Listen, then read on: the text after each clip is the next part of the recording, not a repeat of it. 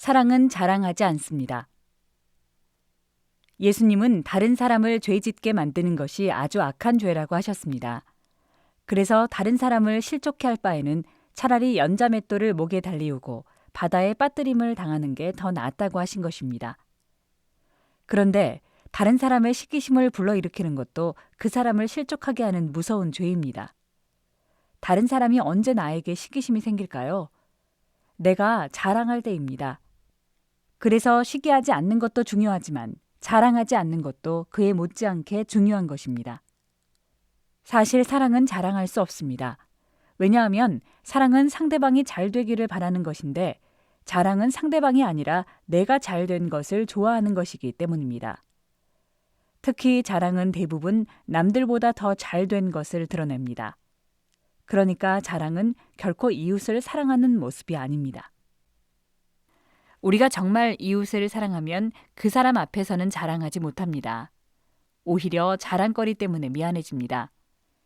예를 들어 우리 교회 집사님 두 분이 총회에서 주최한 성경 퀴즈 대회에 나가서 한 사람은 1등을 하고 한 사람은 입상을 못했다면 1등한 집사님의 마음이 어떻겠습니까? 다른 사람들 앞에서는 자랑할 수 있지만 같이 갔다가 떨어진 집사님 앞에서는 자랑할 수 없습니다. 오히려 미안합니다. 왜 그렇습니까? 그 집사님을 사랑하기 때문입니다. 내가 1등한 것을 자랑하면 그 집사님의 마음이 상할까봐 그런 것입니다. 자랑 중에 특히 무서운 것이 영적 자랑입니다. 영적 자랑은 하나님의 은혜를 의지하지 않고 자기의 종교적인 업적을 자랑하는 것이기 때문입니다. 자기의 종교적인 업적을 자랑하는 것은 하나님의 은혜를 믿는 게 아니라 자기의 종교적인 업적을 믿는 것입니다. 이것은 불신입니다.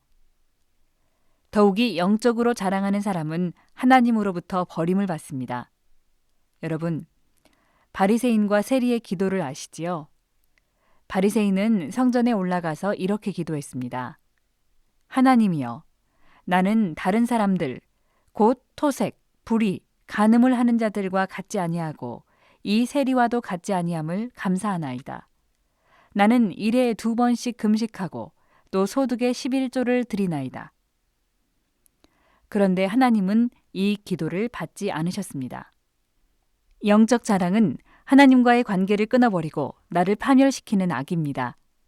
영적 자랑은 이웃의 시기심을 불러일으켜 교회를 파괴시키는 무서운 악입니다. 그런데 성경에는 자랑하라는 말씀도 있습니다.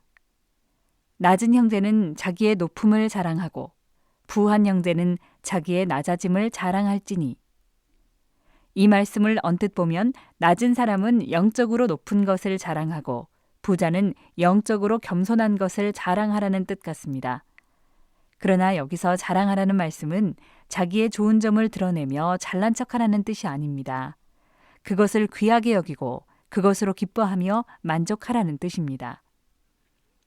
우리는 나를 높이는 자랑을 하는 게 아니라 주님을 높이며 감사하고 기뻐해야 합니다. 그리고 이웃을 존중하며 겸손하게 살아야 합니다.